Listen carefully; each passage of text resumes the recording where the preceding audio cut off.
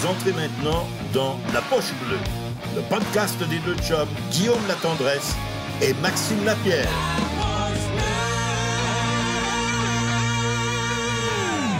Ah ben, tabac. Hey. Et voilà! Ah, ça a marché. Comment ça va, Bruno? Écoute, ça a marché aussi bien que Guillaume m'a informé. Hey, le gros, j'ai pris le blanc, hein. Gars, I took this shit for you, pas de problème. Ça Comment va, était ça ton va, golf, boys? Bruno? Oh ben, ça va bien. Hey, mon golf a bien été. Surprenamment, j'ai joué 84, mais surtout, j'ai joué 39 sur le back nine, j'ai fini un birdo 18. Okay? Wow! C'est pas une histoire inventée, là. Pas parce qu'on était avec vous autres, là, j'ai vraiment arrivé. T'as encore la distance sur ta montre, je pense. Ouais, exact. J'ai ma Garmin. Non, c'est quand même assez drôle. J'ai joué avec Guillaume, puis il sait que je suis pas très bon au golf. Donc, c'est une bonne game pour moi, 84. T'es pas mauvais, là. C'est toute qu'une game au golf, ça. J'ai joué avec Maxime, honnêtement, Bruno, t'es pas mauvais, là. Qu'est-ce que tu fais de bon, Bruno, de ce temps-là? Je sais que la semaine passée, on était supposé te parler, t'étais au chalet, finalement, là. Là t'es Ouais, ben, c'est parce que la raison que je suis capable d'aller au chalet le week-end, c'est pas bon, hein. Je vais te le dire, il n'y a pas de football, il n'y a pas de sport, on le sait tous. Fait que, je te dirais que c'est assez tranquille ce qui se passe en ce moment pour moi, pour Matt, pour Pierre. On travaille une fois par semaine. On fait des games vintage des Alouettes qui sont en ondes le mardi soir. Je vais en profiter pour faire nos matchs à RDS. On fait des matchs. La bonne nouvelle de ce qu'on fait comme match, c'est que c'est toutes des bonnes games. C'est toutes des games que les Alouettes ont gagnées. En bout de ligne, c'est quand même du bon foot. Puis, fait qu'aujourd'hui, ce que j'ai fait, c'est que j'ai regardé la game qu'on va faire mardi prochain, qui est un match qui était joué en 2010, qui était le premier match après la première Coupe Grey en 2009, gagné par Mathieu Proulx. Fait que j'ai eu l'occasion de voir mon chum Matt Proulx jouer safety pas mal toute la journée aujourd'hui. Fait que là, vous êtes en live. Vous êtes live mardi, la game, dans le fond. Ouais, vous reprenez une vieille game, mais vous êtes live. C'est ça. C'est des vieilles games. Ce qu'on fait, c'est qu'on fait un avant-match où on parle un petit peu de c'était quoi l'état d'âme de cette équipe-là à ce moment-là, qu'est-ce qui se passait avec les Alouettes, qu'est-ce qui était important de ce match-là qui s'en vient, qu'on va écouter. Après ça, à mi-temps, ben, on reçoit des invités. La semaine passée, on a eu Anthony Calvillo. Je pense que cette semaine, c'est S.J. Green qui va être là à la mi-temps. Fait que c'est quand même des choses intéressantes pour les partisans de football, les partisans des Alouettes, parce que on se trouve avoir un bon match qu'ils ont déjà vu, mais que souvent on s'en rappelle pas parce que ça fait des années qu'il a été joué. Puis pendant la mi-temps, pendant pour les intervenants, entre le premier et le deuxième quart, entre le troisième et le quatrième quart, bon, on jase un petit peu des nouvelles de la NFL et de la Ligue canadienne de football. Fait que c'est quand même instructif aussi, là. C'est le fun en bout de ligne, mais c'est sûr qu'il n'y a rien comme le live, là, on va se le dire. C'est ça. Hey Bruno, moi, je vais commencer avec ça parce que je trouve ça drôle au bout. Notre podcast, on a commencé ça pour représenter le Québec, les produits québécois, la langue française, tout ça. Puis là, Guillaume me disait tantôt, tu es allé à l'Université du Michigan puis tu parlais pas anglais. C'est bon, non, mais on l'a tout un peu vécu, je pense, hein, notre façon, mais moi, perso, je parlais pas anglais quand j'étais jeune. J'ai pas été à l'école en anglais. Puis pour pouvoir poursuivre notre sport, il fallait qu'on s'en aille étudier sous d'autres cieux, parce que moi, dans mon temps, là, c'est avec ma barbe blanche, il n'y avait pas de Laval, il n'y avait pas de Carabin, il n'y avait pas de produits francophones. Fait que tant qu'elle étudiait en anglais, tu essayais d'aller jouer avec les meilleurs aux États-Unis. Ouais. Puis, je me suis ramassé au Michigan, à te dire une chose. Non, mais pour vrai, c'était l'enfer, là. Je suis arrivé là, je ne savais même pas la différence entre moutarde, relish, ketchup. J'étais tout mélangé. Puis, tu arrives dans un endroit où il faut que tu étudies en anglais. Tu arrives dans tes meetings, c'est un anglophone qui t'enseigne les instructions du football. Puis quand tu arrives dans les parties, c'est de l'anglais. Et le seul problème, c'est qu'il n'y a pas un de ces trois anglais-là qui est le même. Parce qu'à l'université, c'est l'anglais qui est écrit dans les lignes que tu dois apprendre. Après ça, tu arrives dans ton meeting. Moi, mon coach, c'était un gars qui venait du Texas, du Southern. Fait que là, il y avait là. Hey, je comprenais rien. Puis quand j'arrivais dans un party de boys, c'était je me tenais bien gros avec des bas, fait que c'était You was there, dog, tatati. Puis là, c'est 3 langues complètement différentes pour parler le même langage. On m'a dit que c'était pas évident en tabarnouche. Mais tout ça pour dire que c'est comme le reste. On dirait que quand tu te retrouves pogné dedans, puis vous l'avez vécu, je sais aussi, vous autres, là, quand tu es un francophone qui arrive dans un endroit qui est strictement en anglais, on dirait qu'après... je te dirais, je suis arrivé là-bas, je parlais pas anglais, j'étais au mois d'août. Puis quand je suis revenu chez nous à Noël, décembre, je t'ai rendu pas mal bilingue. Ouais, c'est comme si tu couches le soir, tu es moins bilingue que quand tu te lèves le matin, à un certain moment donné. Ah non, c'est comme si ton cerveau, il y a un instinct de survie, puis tu l'apprends, mais je te dirais que ça a été quand même... Tu te trouves bon en anglais, mettons. Moi, je l'ai vécu jusqu'à temps que 10 ans après, tu réécoutes une entrevue de toi en anglais. Ouais, c'est à ce moment-là que tu réalises que tu ne l'avais pas pantoute. C'est juste la confiance. C'est juste la confiance. Tu pars tout le temps en disant, au moins, le gars qui je parle, lui, il parle juste une langue. Moi, c'est ça que je me disais. Fait que là, je me lâchais là-dedans. Puis plus je buvais, ce qui n'était pas une bonne nouvelle, et plus je buvais, plus bilingue je devenais. Ouais. Fait que là, malheureusement, je me suis mis à boire pas mal. Mais ton argument, là, c'était le même que j'avais. Je me disais tout le temps, dès que quelqu'un me dit quelque chose sur mon anglais, je m'en vais puis je le relance, man, en disant, moi, je parle 2 langages au moins. Fait que c'est ça. C'était toujours mon excuse. Je sais pas pour vous autres, moi-même, c'était mon premier camp d'entraînement. Il y a un gars qui s'appelait Rick Lucas qui a fini par être mon meilleur chum dans l'équipe. Puis, il arrive, puis là, il arrive avec son cabaret. Puis moi, je suis assis à une table, tout seul. Là, je viens de faire ma pratique. Là, je suis assis avec mon cabaret de bouffe. Puis il me regarde et il dit hey, « You m'en fais ça de dehors. » Fait que là, je dis « I am sorry. Can I help you? » Quasiment. Là, puis là, il est debout avec son cabaret. Puis il dit « You m'en fais ça de dehors. » Fait que là, je dis « Ben là, je dis, I'm sorry, I don't understand. » Fait que là, il met son cabaret à côté de moi puis il dit « Do you mind if I sit here, my friend? » Ça faisait 2 minutes qu'il était planté debout avec son cabaret. Ça il disait pas de s'asseoir avec moi. Ça y tentait de rester bon. Do you mind if I sit there, dog? C'est ça qu'il me disait. Mais moi, je comprenais pas dog dans ce temps-là, tu sais. Ouais, c'est ça. Mais c'est ça pareil, là. Ah ouais, c'est la vie de... Ben moi, en plus, c'était au collège, là. Fait que, ben, en fait, vous autres, dans la Ligue nationale, c'est la même chose. Quand vous quittez la maison, vous avez quoi, 19, 20 ans? Plus jeune que ça, même? Ben moi, je l'ai vécu World Juniors puis moins de 18 ans. C'est en bas équipe Canada. Là. Ben, ils ne se concentrent pas sur savoir si tu comprends. Non, c'est ça. C'est ça. Il explique, puis il espère que tu as compris, puis si tu ne comprends pas, tu te fais couper. C'est ça. Quand tu te retrouves sur le premier trio, puis tu commences la parler, tu dis le trio, là, tu y vas, tu sais même pas ce que tu t'en vas faire, même là, c'est sûr, tu foires. Mais la question, moi, j'ai une question, puis elle est plus sérieuse, là, mais ça m'a toujours intéressé. On a l'Impact, on a les Alouettes, on a les Canadiens. Comme joueur des Alouettes, toi, tu as joué dans des années vraiment glorieuses de l'équipe. Là. Quel sentiment vous aviez face à la population de Montréal? C'est quoi la place que vous sentiez que vous aviez dans le sport de Montréal? Bien, je vais y aller par étapes parce que pour vrai, moi, quand je suis arrivé en 97, on était loin d'être dans le cœur des Montréalais. Là. Mon premier match au Stade olympique, il y avait 7300 personnes dans le Stade olympique. Wow! T'entendais le gars avec sa trompette dans le coin en haut. Ah, mon père! C'est ça, exact! T'enlevais la famille, il restait 6000 personnes.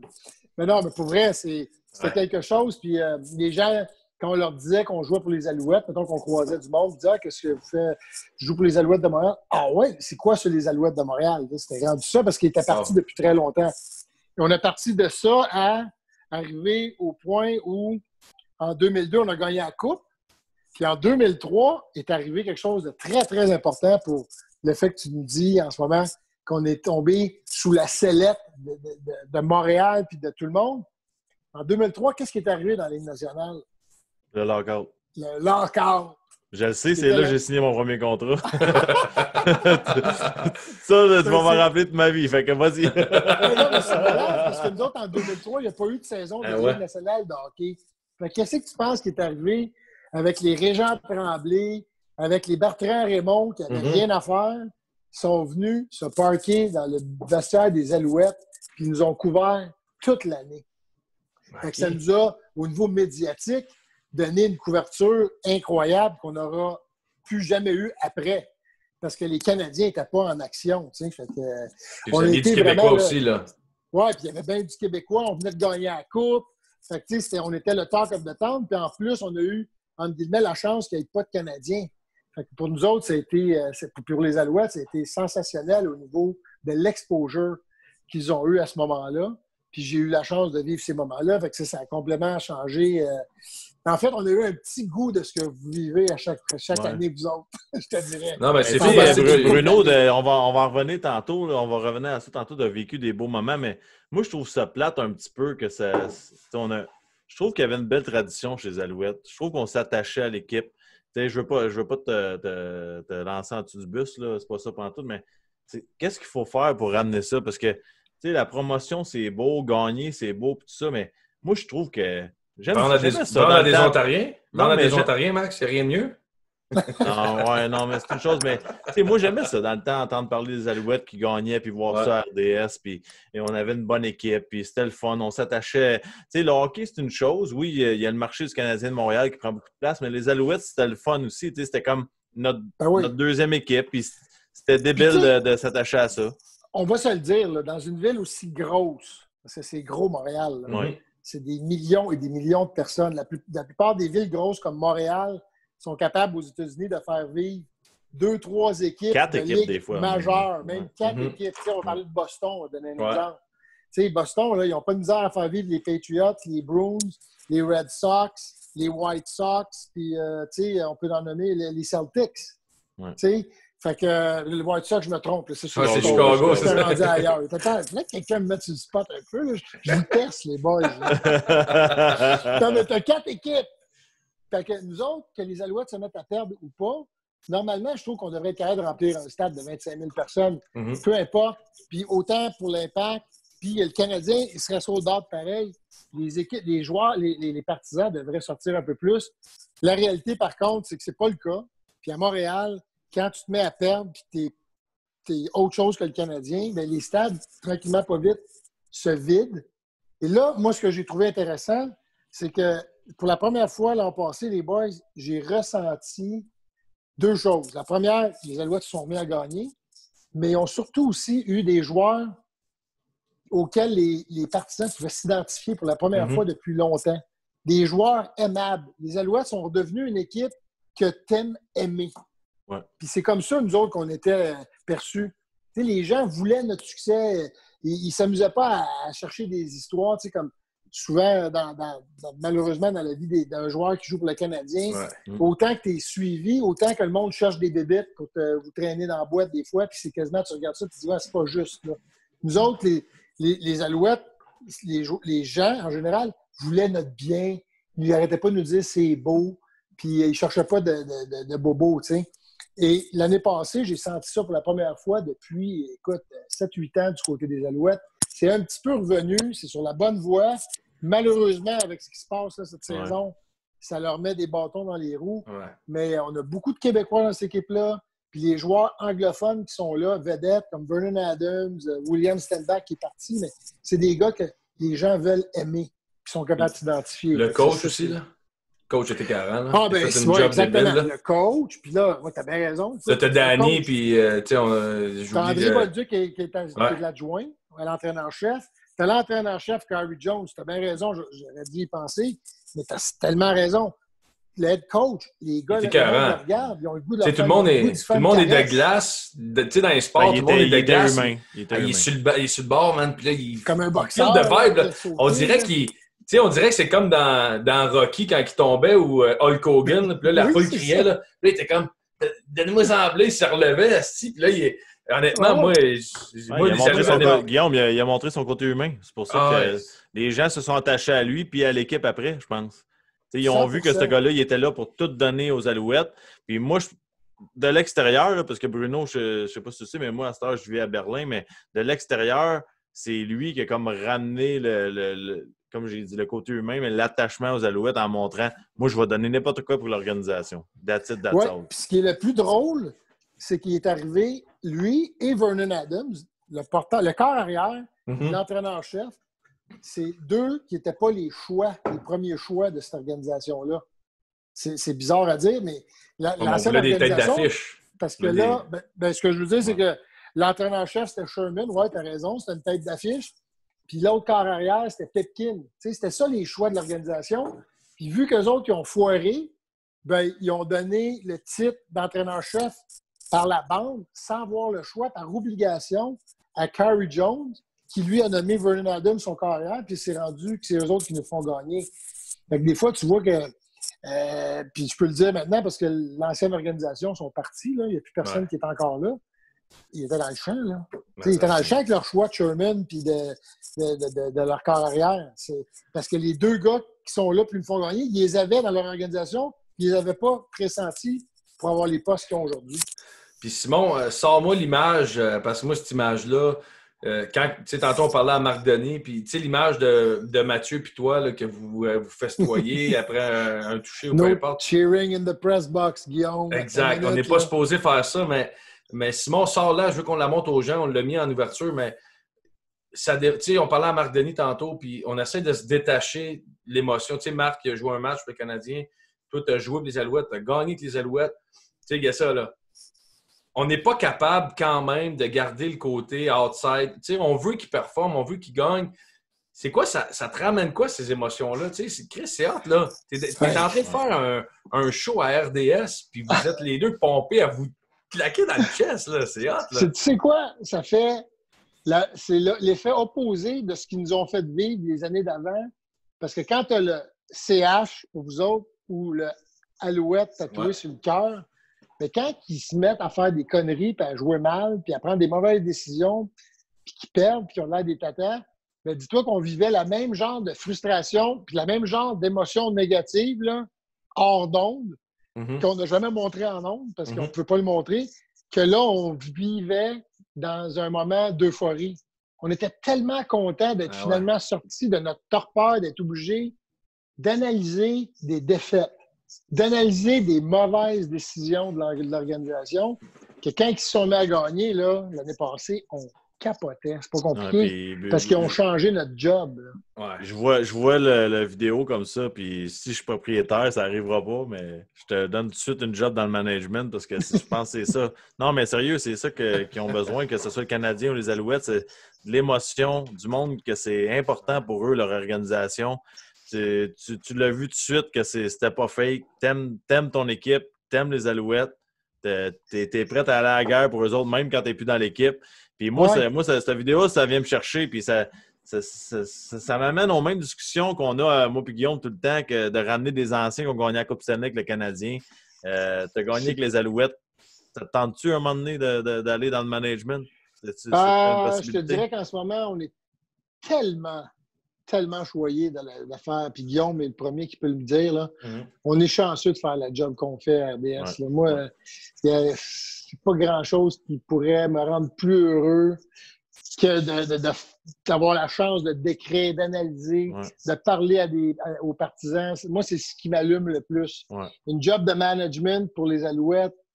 Première des choses, le plus proche que je me suis approché de ça, c'est Jim Pop qui m'a appelé à un moment donné pour coacher les running backs, mais je venais juste d'accepter une offre avec RDS, la job de ma vie au complet.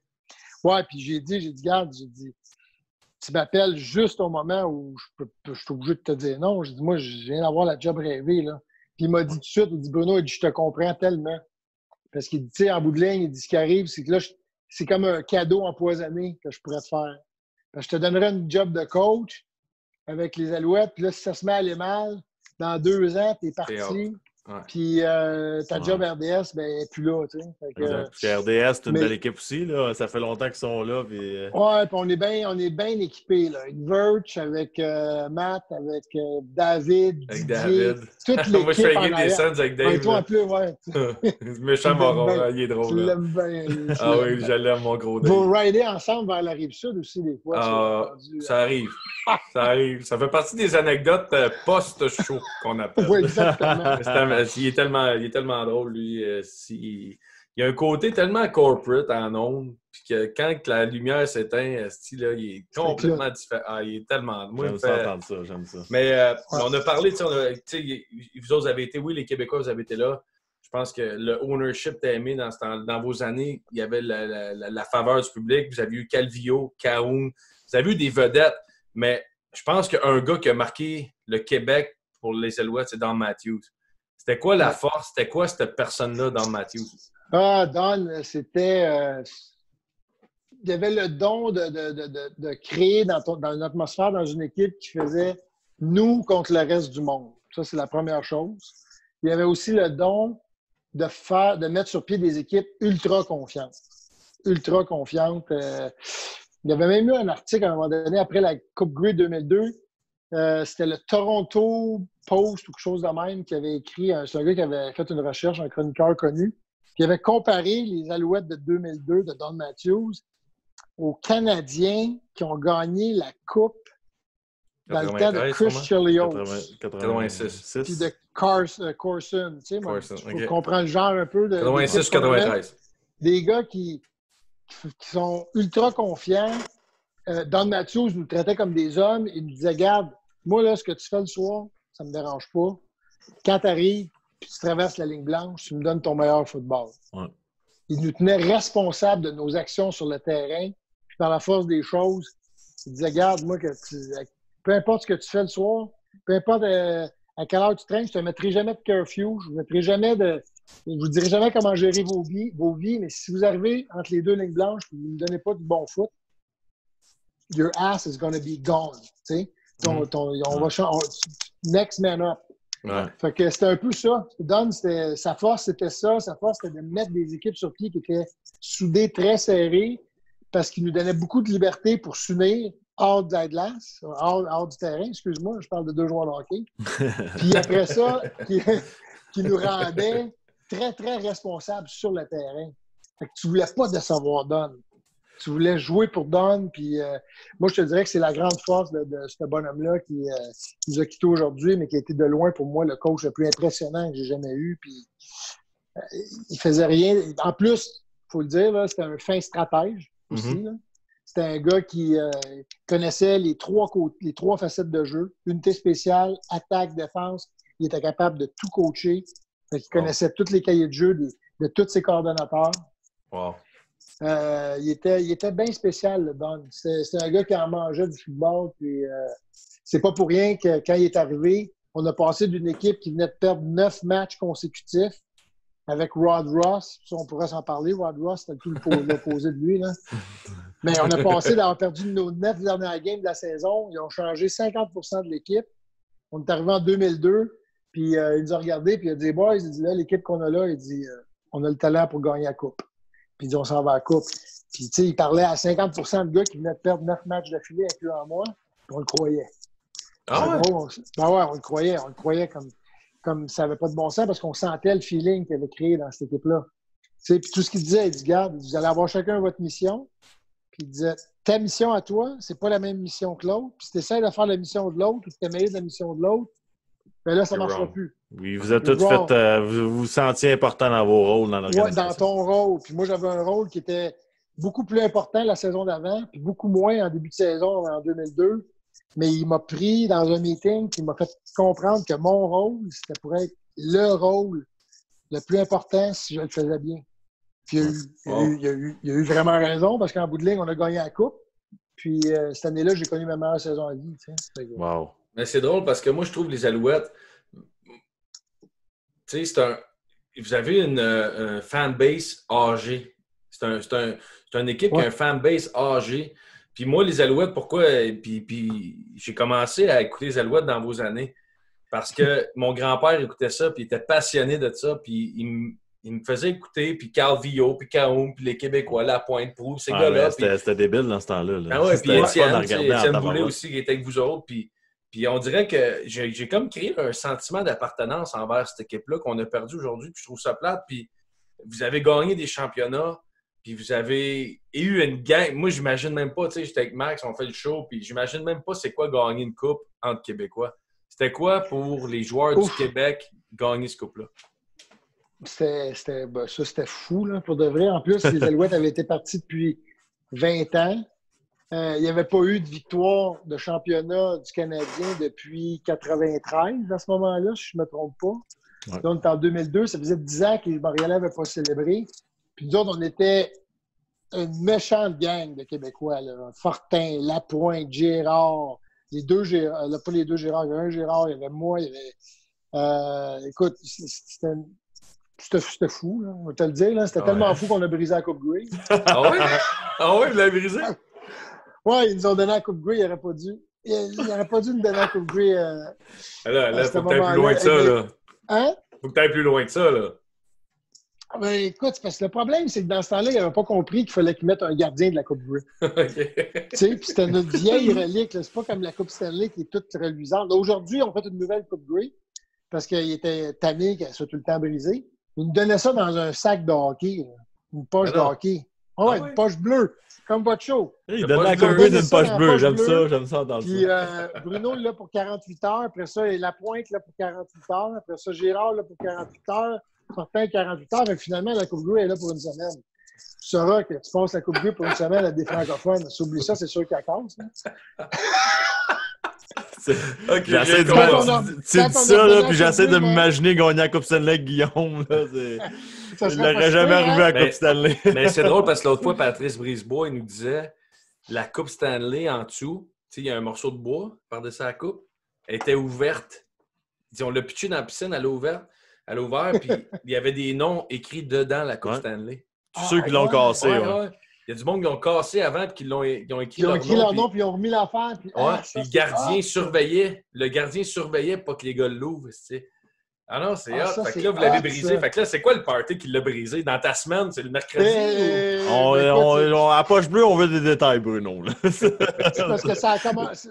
Écoute, c'est pas pour rien qu'on n'a pas été capable de répéter en 2003, là. On a passé l'hiver. La Coupe Grey est arrivée à Montréal tout de suite après, là, genre mettons, au mois de décembre. Là. Puis on l'a tout pris, puis on a fait le tour de la ville. Là. C'est pas compliqué. Là. Le tour de la ville, dans ce temps-là, c'était le Radio Lounge, le Living, le Central. Les bons spots. Ouais. Après ça, la s'est ramassée parce que là, tu avais des gars, Sylvain Girard vient de Chicoutimi. Ça s'est ramassé à Chicoutimi. Fait que vous êtes tous partis à Chicoutimi? Ben, certainement. Ah, ben, hey, ça, c'est écœurant. Dis-moi d'une caravane, s'il vous plaît. Là. Ouais, dans une minivan, let's go. Ah ouais, à Chicoutimi. Après ça, on est parti sur une tournée de la Coupe Grey avec tous les francophones. Puis on a fait, on est parti à Québec, on est parti à Rimouski. Écoute, ça n'a pas de bon sens, là. Puis ça, c'est rendu à des mois où on était supposé être en train de s'entraîner. Mais pour vrai, là, j'espère que ceux qui nous écoutent ne pensent pas qu'on a passé l'hiver pour s'entraîner. Parce que la tournée, ça a duré une semaine, la tournée de la Coupe Grey que les Alouettes avaient organisée. Puis nous autres, ça a duré genre 2 semaines. Puis ça a fini pas mal au party ou à la parade de la Coupe Grey. Ouais, mais Bruno, ça fait quand même 3 semaines, 1 mois.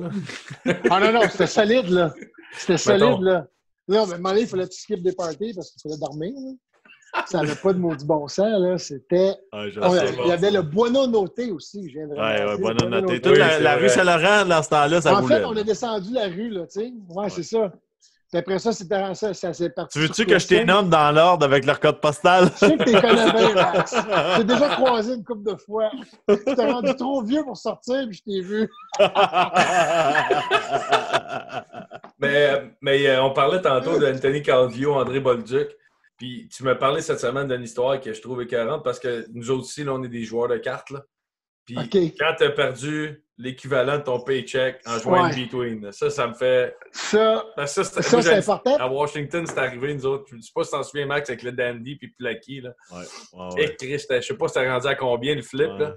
Ça commence à être cher. Hey, c'était fou. Là. Fait que j'ai hâte d'entendre ton histoire parce que moi, j'aime ça. Moi, mon flip, là, c'était Anthony Calvillo et André Bolduc. On avait tout le temps l'habitude de jouer aux cartes. Dealer's Choice pour s'en aller jusqu'à Toronto. Puis, d'habituellement, ça restait toujours quand même assez sous contrôle, tu sais.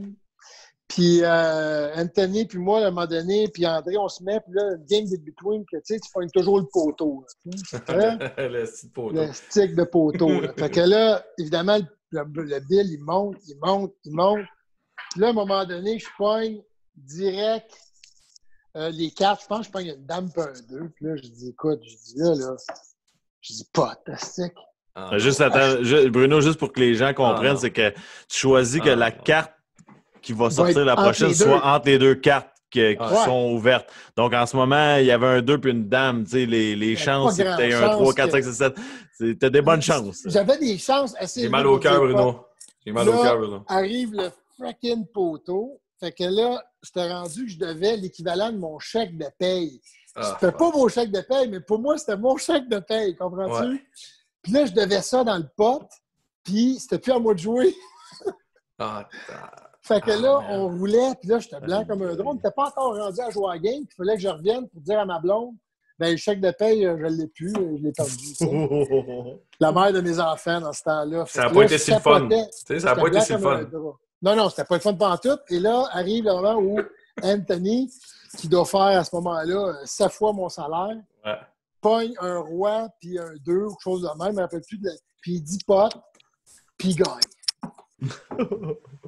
Fait que là, la game est finie. Puis là, je vois, on arrive à Toronto. Je ne sais pas si vous avez déjà pris le train pour aller à Toronto, mais tu arrives en dessous d'un tunnel. Puis au moment où il dit pote, là, j'ai plus de chance de me reprendre parce qu'on rentre dans le tunnel pour sortir et aller jouer notre game. Fait que je viens de perdre mon chèque de paye. Puis là, je capote. Puis je fais pas pantoute. Je suis blanc comme un drap. Et là, je me lève. Puis là, il me regarde. Puis il dit Bruno, il dit fais juste me payer à super soir. Puis on est quitte. Ça fait du bien, ça. Écoute, moi, je suis vraiment... C'est la première fois de ma vie que j'avais le goût d'embrasser un homme. Non, c'est pas vrai. Tu t'es essayé sur moi dans un bar, Bruno. Arrête, là. Hey, Bruno, là... Hey, Max, attends, Max. Je veux que tu comptes, parce que là, on parle d'in-between puis de gambling. Là. Quand on était allé au casino, moi et toi, au poker. Ça, c'est drôle en tabarnak. Ma mémoire moyenne commence à me quitter, là. On est pas non, moi puis Max. Moi puis Max. J'étais là, voyons. C'est drôle. Honnêtement, c'est vraiment drôle. Je l'ai déjà compté, mais Bruno, c'est incroyable. Oui, on l'a déjà compté, mais je vais raconter. Raconte-la, c'est drôle. Ouais, on était au Casino de Montréal. Tu sais, dans le temps, il y avait ouvert les tables électroniques là, pour jouer au poker. Genre, il y a genre 9 personnes. On arrive en haut, puis là, on est des chums. Je dis, si j'ai une grosse main, Guillaume, je vais gager beaucoup, puis couche-toi, là. Puis là, lui, il avait pogné, je pense, une affaire comme 2 house. Puis moi, j'avais 2-2. Puis là, il sort, ça flop, 2-2 house. Moi, j'ai 4-2, lui, il a full house. 3 house, 2-2. Fait que là, moi, je suis là, je gage à mort, puis lui, il me regarde, puis il est là. Voyons, tu câbles, là? Qu'est-ce qu'il dit là? Là, je gage, puis lui, il gage. Puis là, le monde, il se couche, et c'est moi contre lui. Puis là, dans ma tête, je dis, je peux pas parler, ils vont nous mettre dehors. Je suis là. Je fais des gros yeux, puis je suis là, j'en mets. J'ai rincé Guillaume. Ouais, il m'a rincé. C'est quoi les chances que ça arrive? J'ai 4-2, lui, il a 3 as 2-2. Moi, j'ai toujours dit au poker, parce que ça m'est arrivé une soirée dans ma vie de jouer au poker, il n'y a rien. Qu'est-ce qu'il y a de pire à jouer au poker que d'avoir pas de jeu dans une soirée? Ce qu'il y a de pire que ça, c'est de toujours avoir le deuxième meilleur jeu. Oui, Chris. Ça coûte cher en tabarnak. T'aimes mieux pas de n'avoir. C'est vrai. Écoute, moi, ça me fait penser une fois où j'ai joué au poker. J'avais des full house, l'autre, il y avait 4 pareils. J'avais une straight, l'autre, il y avait une flush. Écoute, ça finissait plus, là. Fait que deuxième meilleur jeu, Guillaume, tu l'as appris à tes dépenses. Je l'ai appris. Bon. Je joue plus à cette heure. Mais 2 dernières questions. Là, ça fait déjà une demi-heure qu'on te parle, tabarouette, on t'étire. Je n'ai même pas soupé parce que tu as joué au golf. D'habitude, on mange une sandwich au 9. Attends une minute, là, avant qu'il parte. Avant le COVID. Il y a une anecdote avec ses dents, puis il va... Ah oui, ça, il m'a dit l'année passée à RDS, blablabla, je nomme pas le gars, il dit, il raconte tout le temps, là, il me compte ça. Là, je suis là. Sans mon consentement. Ah ouais, c'est ça, sans mon consentement, puis je la trouve drôle. Là, je dis à Max, je dis, ils l'ont compté partout, mais je m'en crisse, il faut qu'il raconte pareil, c'est ben trop drôle. C'est quoi? Ouais. Ben écoute, je vais en compter parce que je vous aime beaucoup, là. Mais c'est sûr, c'est pas la highlight de ma vie, là, mettons. Mais t'en as trop, Bruno. Tout le monde a une histoire dans la vie de la dernière bière qu'il n'aurait pas dû aller boire. Hein? Mais moi, mon histoire de dernière bière, c'est la best ever. C'est que j'étais au championnat du monde de Luchan Bouté au Éric Lucas, je ne me rappelle plus trop. Et là, on est au Centre Bell, la game finie, le match fini, tout le monde a gagné. C'est le VIP à la cage au sport, le traditionnel VIP de la cage dans le temps, après les combats de championnat du monde. Ouais. Je sors là, je m'en vais en bas au Centre Bell dans la cage, j'ai bien du fun, je prends une coupe de bière, mon chum me dit « Hey, on s'en va, il est minuit et demi, là. C'est une belle heure de partir. » monte les marches, je suis rendu dans la porte. Je rouvre la porte pour sortir dehors. Mais il y avait une petite que je n'étais pas capable d'oublier en bas qui était là. Donc, je disais, écoute, je dis, vas-y, moi, je vais retourner en bas pour une dernière bière avec les boys que je connais, puis Valérie. Donc, je descends en bas, je m'en vais me réasseoir avec les boys qui étaient assis avec Valérie, qui s'adonne à être Valérie Letourneau. Je pense que tout le monde la connaît maintenant, mais dans ce temps-là, elle était moins connue un peu. Puis là, on s'assoit, puis on jase, puis moi puis Valérie, on commence à jaser de prise.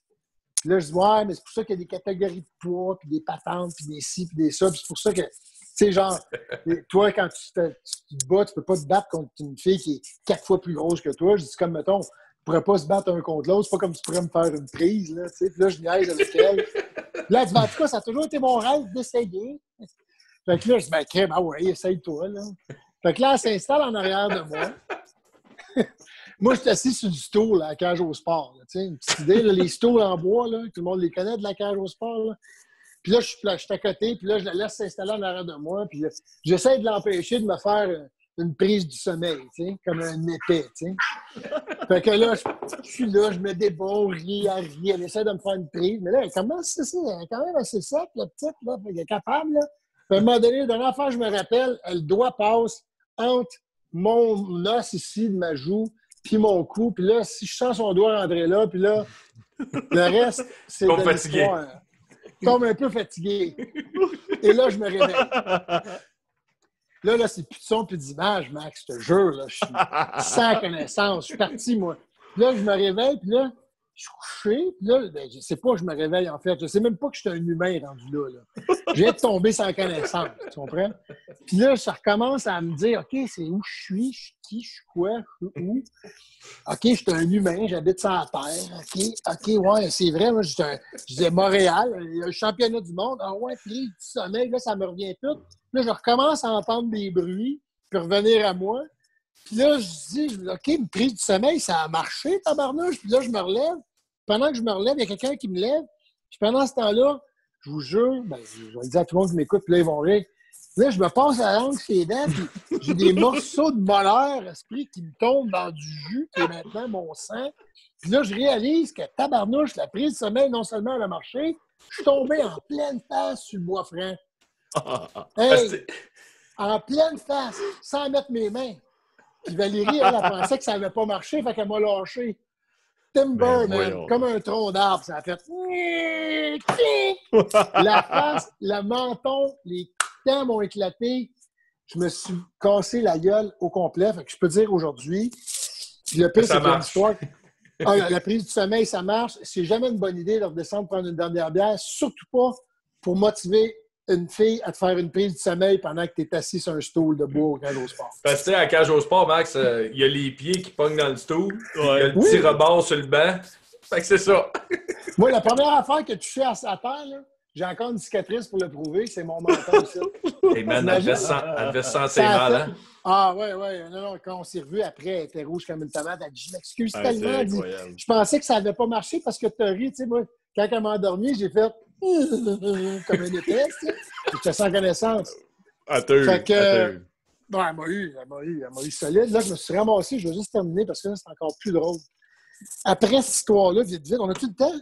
Oui, c'est toi, c'est ton temps, toi. Il n'y a pas de couvre-feu, Bruno. Non. Parce que là, je me suis ramassé, évidemment, dans le backstore. Tu sais, là, ils m'ont amené dans le backstore. Tu sais, que je viens de me faire tomber en pleine face sur le bois franc. J'avais la moitié de mes dents qui étaient cassées en deux. J'avais le menton ouvert. Fait que là, j'étais comme, aïe, ça n'a pas de bon sens, ça n'a pas de bon sens. Hein. Là, il dit, ben là, il faut que tu ailles à l'urgence. Fait que là, je me ramasse à l'urgence. À l'hôpital. Je suis sorti de là, genre, attendre des points de suture. Là, je dégrisais un petit peu. Là, je trouvais ça moins drôle. Ils me font mes points de suture. Et là, je sors au coin de Saint-Urbain, puis avenue du Parc, je pense. J'embarque dans mon char pour me retourner à la maison à la Prairie. Il fait moins 40 dehors. C'est au mois de février. Qu'est-ce que tu penses qui m'est arrivé en descendant à Saint-Urbain? T'es glissé. Non, j'ai pogné un frisson, Maxime. Un frisson. Les dents se sont mis à claquer ensemble de façon incontrôlable. Mais ils étaient tous cassés. Ça faisait tellement mal que j'en broyais. Et pense-y, là, tes dents qui claquent ensemble sont cassées, là, des nerfs qui pendent. Tes dents claquent ensemble, qu'est-ce que tu frette?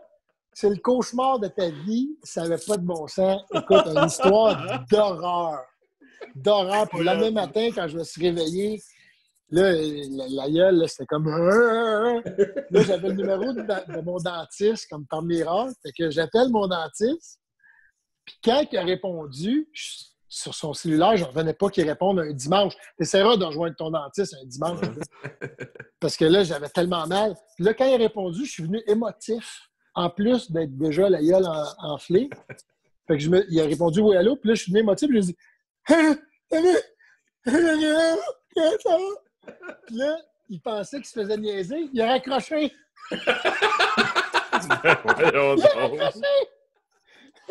Voyons donc, ça n'a pas d'allure. Il m'a raccroché. Il pensait qu'il se faisait niaiser. Puis c'était un mauvais numéro. Ça n'a pas d'allure. C'est que c'est bon. Ça, c'est mon histoire de dingue, boys. Ah non, Mike, je te dis, j'étais avant une game des sénateurs, puis là, on commence à jaser, moi puis Bruno, puis il parle là-dessus. Je dis, ça n'a pas de sens. Mais avant de te laisser aller, Bruno, là, c'est incroyable. On est un show de hockey, on est deux gars de hockey, moi puis Max. C'est quoi ça? La LP Doré me parlait là, que t'as fait un tour du chapeau sur une présence. Là. J'ai de la misère à croire ça. Compte-moi là, parce que là, lui, il a l'air de menteur. Non, mais LP Doré, c'est sûr qu'il va dire que c'est vrai. Parce que non seulement il était là, mais il y a 3 passes. Hey Bruno, attends, excuse, avant de je veux pas te couper, mais LP est venu sur le show l'autre fois, puis là, on l'appelait l'Anaconda, on l'appelait le... Ouais, The Crank. C'est-tu vrai, ça? Lui, c'en est un que tu veux pas être dans la douche à côté, là. C'est vrai, ça. OK, c'est vrai. Oui, moi, je l'appelais le tripod.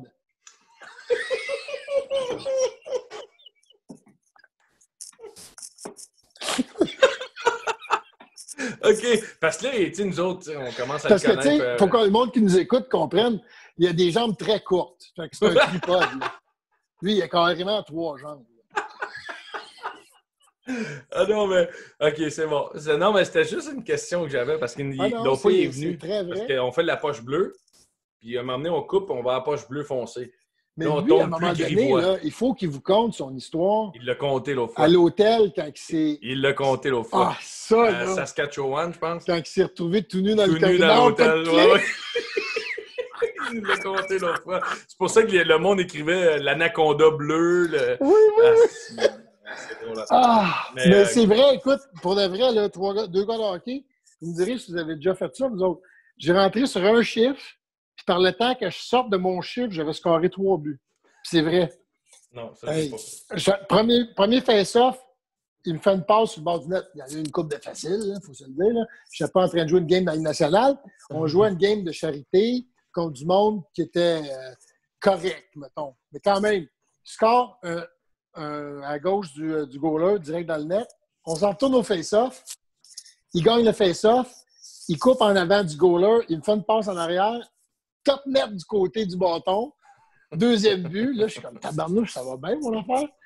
On fait le stick de face-off sans que je sois sorti de la glace. On repart à l'attaque. Je m'en vais me réinstaller de l'autre côté du goaler. Puis après de mêler. Puis de m'être débattu comme d'un diable dans l'eau bénite parce que c'est mon style au hockey. Je ne suis pas en finesse. Moi. Bienvenue dans mon moment. C'est sûr que tu es plus habile qu'Éric Lapointe. Ouais, Ouais. Qu'est-ce qui est mauvais? Lui, ça se colle ici. Il est un peu stiff. Lui. Mais mettons que j'ai pas le lancer du poignet de Guillaume. Tu sais. Non. Hey, c'est une bonne affaire pour moi. Ouais, ça, c'est sûr. Fait que j'ai scoré un 3e but avant de retourner au banc. Puis Louis-Philippe Doré, il n'en revenait pas. Il dit, gros, il dit, te rends-tu compte, tu viens de faire un tour du chapeau en un chiffre? Fait que ça m'est arrivé. Hey, là, vous parlez de Big LP. C'est définitivement l'highlight de ma vie au hockey. Oui, c'est ça. Quand tu es allé pisser, Max, Bruno nous a confirmé qu'il y avait 3 jambes. Non, mais c'était carré, ça, Big LP, parce que Guillaume, au début, quand on a commencé à travailler avec LP dans la poche bleue, il me disait, son surnom, c'est Big LP, tu sais. Puis la première fois que je le rencontre en personne, 4 pieds et 3, 100 livres. Là, je dis, bon, Big LP, il va falloir que je trouve ça vient de où. Puis après les explications, j'ai compris. Mais t'as compris que moi, mon surnom que je l'appelle, c'est le tripod. Le tripod, ben moi, on m'avait dit que c'était le gars qui avait eu le plus de punitions pour bâton élevé dans sa carrière. mais je sais pas si vous le savez, vous autres, les joueurs... Il doit être confiant en ce moment, il doit nous écouter, puis il doit être très confiant. Il nous écoute, mais il voit pas l'écran. Il voit pas l'écran parce qu'il y a quelque chose entre les 2 yeux. Mais l'autre fois, il nous disait, que Don Matthews, quand il voulait y parler pour faire ses pré-médias, il disait « Come join me ». Puis Don Matthews allait chier, puis ils se parlaient les deux sur la toilette. Ouais. Don Matthews, à un moment donné, un de mes plus beaux catchs en carrière, c'était sur le bord du sideline, puis je suis allé pisser pendant un meeting, puis là, il est sorti des bécosses. Il dit « Bruno, I was just on the shitter. I just thought of the play for you. We're going to call it the Bruno play. » Puis il l'a collé, man. Oui. Puis ce jeu-là, c'était comme une double fin. Je viens de lire, là. Quand quelqu'un dit « Excusez, LP peut pas être là à soir, il a pogné la grande graine. »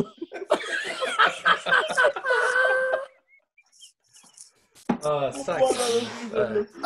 C'est drôle parce que je parlais à Max tantôt, puis je disais, j'ai dit Bruno, je le sais où ça va finir. On a 25 points, on ira même pas d'en faire 10. Puis là, on va partir sur des affaires, man. Que là, c'est. Ben, finalement, on est rendu, Chris, ça fait 50 minutes qu'on parle. Là. On va te laisser aller. Là. T'es bien fin. Hey, c'était vraiment cool. Hey, cool. Merci d'être venu, Bruno. Félicitations, les boys, pour ce que vous faites. C'est vraiment nice. C'est fun. Fait que là, en ce moment, moi, je viens de jaser avec Max qui est à Berlin. Là. Non, mais là, je suis à Montréal, mais je m'en vais à Berlin. Je sais pas comment ça va marcher avec le virus et tout ça, mais on va faire des lives de Berlin dans pas trop ou Ah non, le COVID, excuse-moi. Ouais, parce qu'à Berlin, tu peux pogner les deux, ça a l'air quasiment aussi grave, là, les deux virus dans ce coin-là. J'ai déjà hâte de recevoir le texto de Max. En tout cas, ta joke de Chlamydia n'est pas drôle. Il est fatigué à soir, lui. Ouais, ça chauffe. Ah ouais, ça chauffe. Pas à peu près. Un, c'est dans la gorge, l'autre, c'est ailleurs. Ouais. Bon, Okay. Vous êtes... toi, là, attends pas que je parle de ton allergie à la porcelaine, toi, là. Ouais, mais si on pourrait ça, c'est dans la poche bleu foncé, Max. Hey, Bruno, on s'organise une game de golf avec la happy avant qu'il parte, mon chum. Ouais, ça serait malade. Ouais, ça serait cool. Yes, on fait ça la semaine prochaine parce que nous autres, en nos débuts de show, on parle de nos games de golf. Comment j'ai gagné 3 games sur 3 à date contre Max. Vous êtes les deux, ça arrive sud, là? Ouais. Ah, c'est ça, fait qu'il va falloir que je me transporte. Bruno, j'ai mon passeport pour aller sur la Rive-Nord. Écoute, moi, j'étais un gars... Ouais, vas-y, Max. Un de mes terrains... T'es sur la Rive-Nord, toi? Ouais. Un de mes terrains préférés, c'est le versant à Terrebonne. Fait que si jamais... Ah, mais ça, c'est vraiment à côté de moi. J'étais à Rosemère. Bon, Nouvellement à Rosemère. Moi, j'étais un gars de la Rive-Sud à côté, là, toute ma vie. Mais qui prend mari, prend pays. Ah, moi, ça n'a pas marché. Moi, c'est... qui prend femme, prend pays. Je suis rendu là. Mais on se book ça, puis ça va faire partie de notre début de show, comment on t'a battu. Puis toi, quand je te texte, puis après ça, je t'appelle, tu as le droit de répondre, hein, Guillaume, en passant. Ah, non, Guillaume, il y a un problème avec répondre au téléphone. Il texte. C'est un gros problème. C'est comme une maladie mentale. Là. Non, mais ça, c'est Guillaume. Il est bizarre. Hey, merci d'être venu, mon chum. Merci, Bruno. À la semaine prochaine. Salut. Ciao. Bye. Bye.